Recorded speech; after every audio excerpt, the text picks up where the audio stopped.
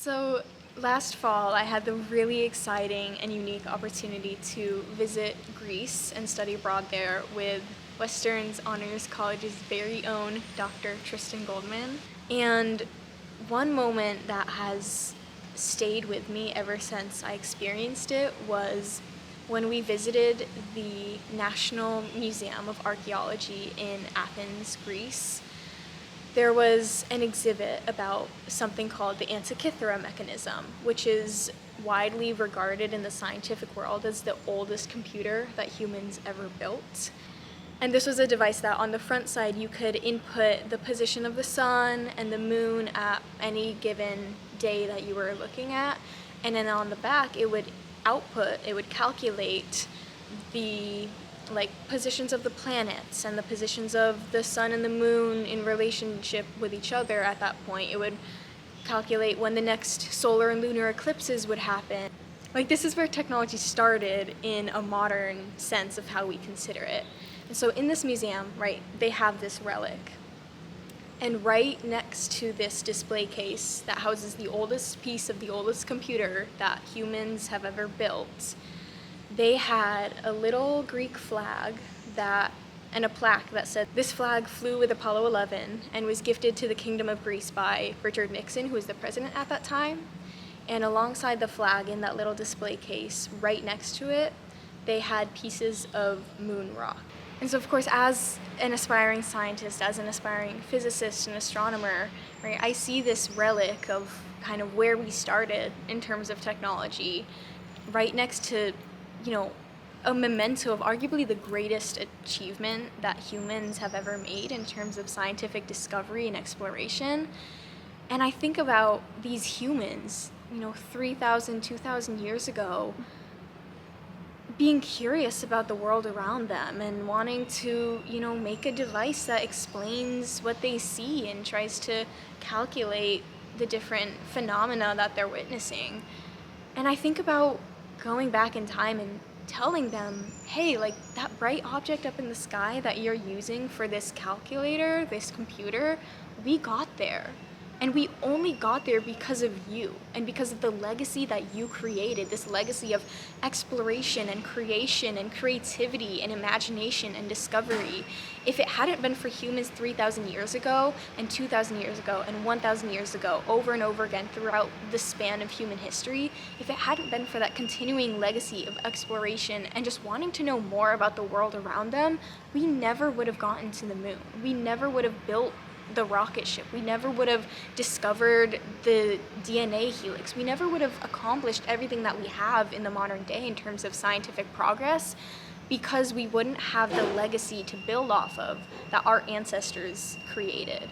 And so standing there in that museum, looking at where we started and where we got to, that's magical. That moment of human connection over 3,000 years of history, not only is it incredibly impressive that we have this relic, that it survived this long and that we know what it does, and not only is it impressive that we have pieces of the moon that we were able to bring back with us when we traveled there, it's impressive that they're together because it's this moment it's this experience that not many people might necessarily notice or appreciate.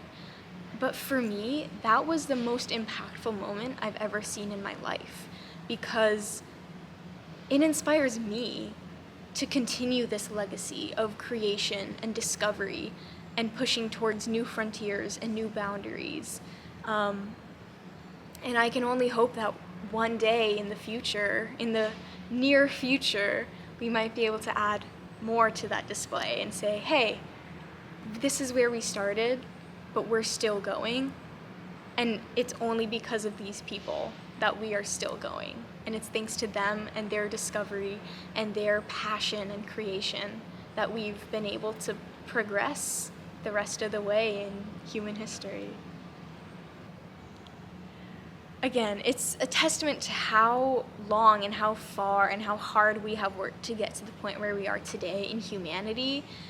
Having these two pieces right next to each other in this museum is like a moment of connection between me and someone standing there 3,000 years ago looking at the same device. You know, it's a testament to how strong the passion and the drive is in the human condition to explore and discover and create and, you know, push that boundary of the final frontier further and further and further back, because we keep making advancements and we keep getting to new places and achieving new things. And it sends a powerful message to never give up and to keep persevering and to keep honoring the legacy of those who came before you. Because if it hadn't been for them, and if it hadn't been for the generation directly after that they inspired, and so on and so forth, we wouldn't be here today with the same people that we are. Something that like brings magic to my life is really just whenever I spend time with my siblings.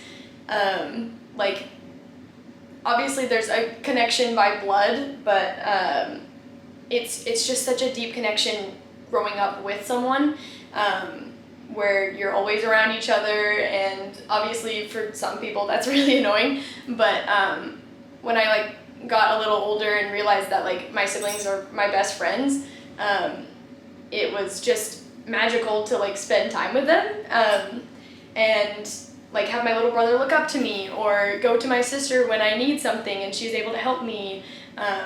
Just all of those things are like they just bring a new hope and like light to my life whenever I get to spend some time with them and talk to them. Well, we're all three of us are just such different people, and I think that growing up with like all of these, like just these two different perspectives has given me a lot of perspective on everyone else around me, that like even though we're very different people, like we get along really well and we are able to share these magical moments together. So it really helps me feel more connected to really everyone in the world.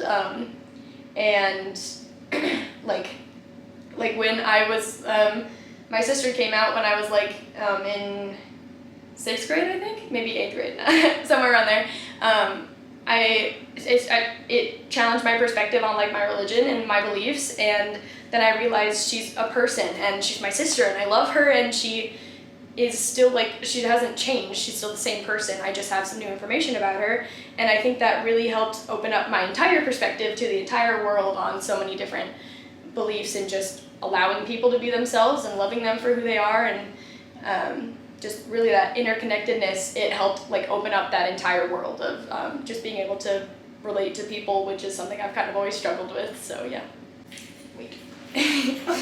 Yeah, I just feel like it's not like one moment that I can point to with my siblings that is like kind of that before and after kind of experience of realization. It's just every single little moment that you get to spend with them. Any seemingly like mundane thing, it just, every time it makes me feel like that love, that vigor, that light, and like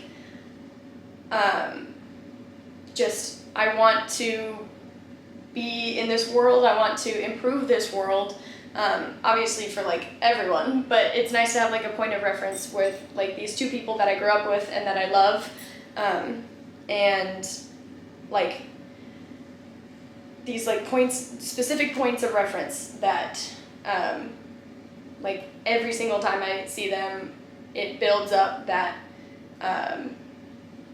like genuine care for each other, and it like reminds me how to be me when I'm with them, and it's just such a genuine connection that is really rare to find, and I'm really lucky that I found it with two people that you're kind of forced to be with all the time as siblings, but just like truly being able to be yourself, build up that love and that identity with people who care about you and you care about a lot is just super eye-opening, and yeah. I think my really magical thing or experience is being connected to water in any sort of way, and largely like experiencing the water. So like being in it, swimming in it, like of course it's fun, but also like to tote around this fact that I was born in a kiddie pool in my childhood home of Portland. And I think it's a fun way to, claim a connection to this really vast part of the earth that we have by strongly identifying with water.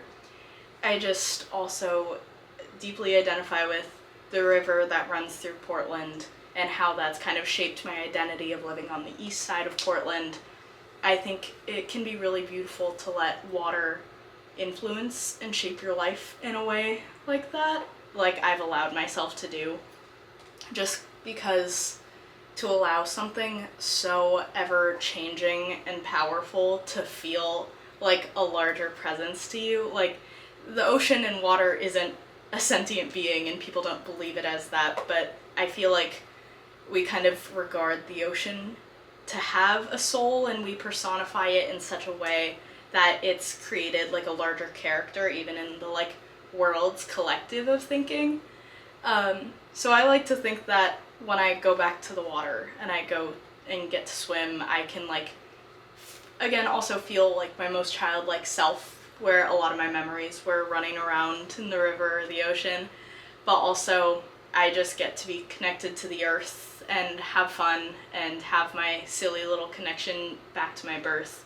And it can almost be a rebirth in a way. Like, especially if you've ever taken a really cold plunge into the ocean, it feels like it resets your body.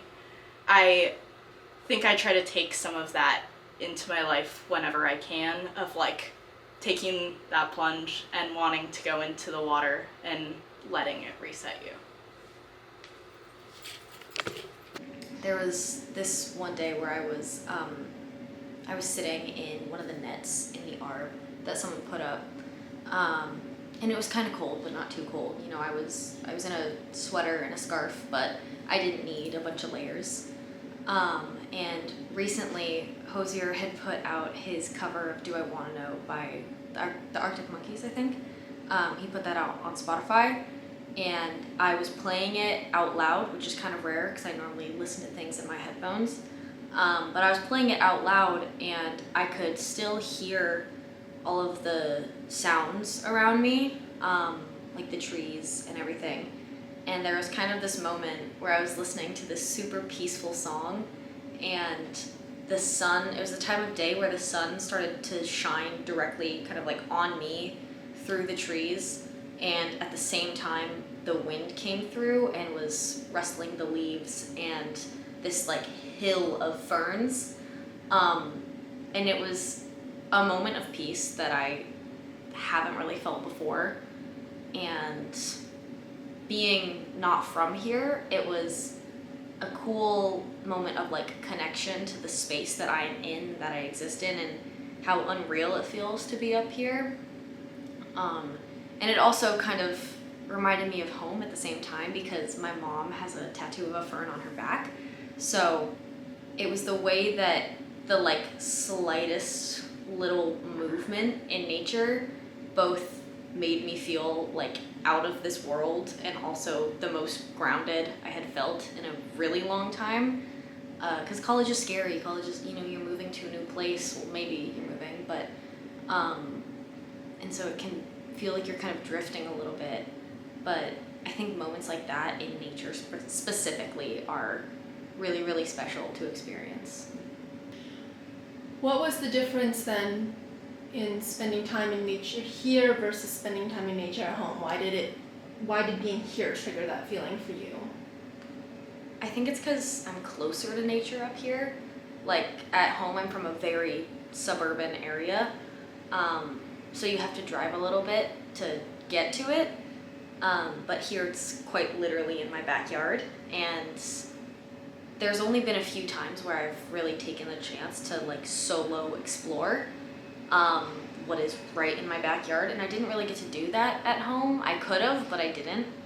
And I think having it so close to me is kind of what triggered that, because I'm not used to it being so close and like being such a prevalent part of my life. As much as I love it and want to spend time in nature, I don't as much when I'm at home because it's harder to get to.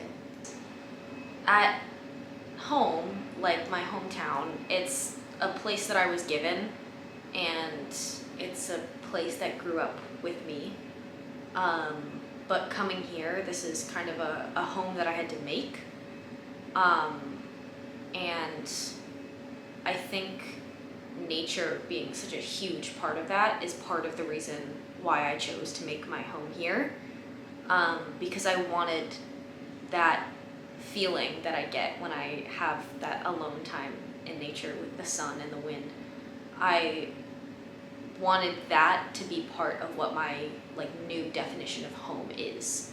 As much as I love where I'm from, I'm happy to get out of it because it's such a special place up here that I kind of get to make and shape to be my own, and also let it make and shape me at the same time. So you would say that the sense of wonder and newness and magic that you get from nature, would you say that it's just because of the nature, or do you think it's related to your feelings towards having your new friends here, having these new discoveries in this new chapter of your life? Like, are those all related to each other? I think it's all related because it's such a whirlwind up here, especially in the first year. Like, I adore all of my friends. I adore this place that I live in, but nature at the same time kind of gives me the opportunity to like slow down for a second, because everything can feel so chaotic and huge and like moving all the time up here, and just in life in general, I think.